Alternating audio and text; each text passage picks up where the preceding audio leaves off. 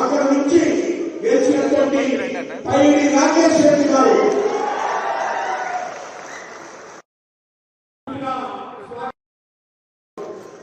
ఈరోజు మనం మన శాసనసభ్యులు పరిచయం చేస్తున్నాం. తప్పకుండా మే నెలలో మన యొక్క తెలంగాణ నుంచి గెలిచినటువంటి ఎంపీలను డబుల్ డిజిట్ లో మనం పరిచయం చేసుకోవాల్సిన అవసరం ఉంది. దానికోసము మనం అందరం పోరాటం చేయాలి. ఈరోజు ఒక దిక్కు కాంగ్రెస్ పార్టీ, ఒక దిక్కు టీఆర్ఎస్ పార్టీ.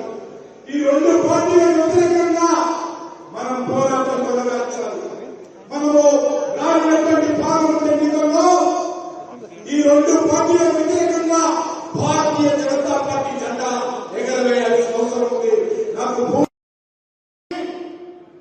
ఈరోజు మరి మోడీ గారి నాయకత్వంలో దేశంలో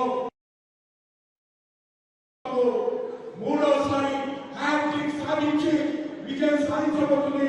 దానికి మీ అందరి వర్గాలలో కష్టపడి ప్రతి కార్యకర్త కూడా అంకిత భావంతో వచ్చే లోక్సభ ఎన్నికలకు మనం సిద్ధం కావాల్సిన అవసరం ఉందని చెప్పి కోరుకుంటూ సెలవు తీసుకుంటున్నాను. భారత్ మాతాకి. ఇప్పుడు మన యొక్క అగ్ర నాయకులు శ్రీ అమిత్ షా గారికి కోరుతున్నాను.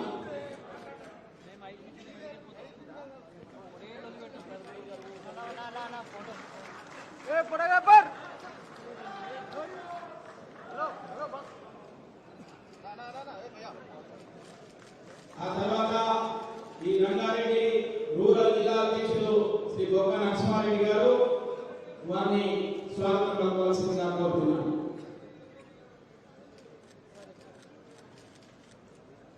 భారత్ మాతా కీ. మన యొక్క నిర్మల్ శాసన సభ్యులు శ్రీ మహేశ్వర్ రెడ్డి గారు స్వాగతం పలుకుతున్నారు. అదేవిధంగా చేవెళ్ల నుంచి ఇవాళ బీజేపీ అభ్యర్థిగా పోటీ చేసిన కేఎస్ రత్నం గారు స్వాగతం పలుకుతున్నారు.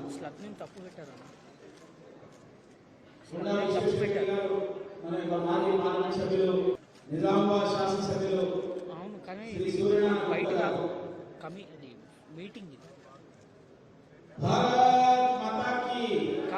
అమిత్ షా గారి నాయకత్వం, రంగారెడ్డి జిల్లా నరేంద్ర మోడీ గారి నాయకత్వం. దయచేసి మీడియా మిత్రులకు అది కాదు స్టేట్ లెవెల్ సమావేశం విజువల్స్ పూర్తయిపోయి వారు మాట్లాడతారు.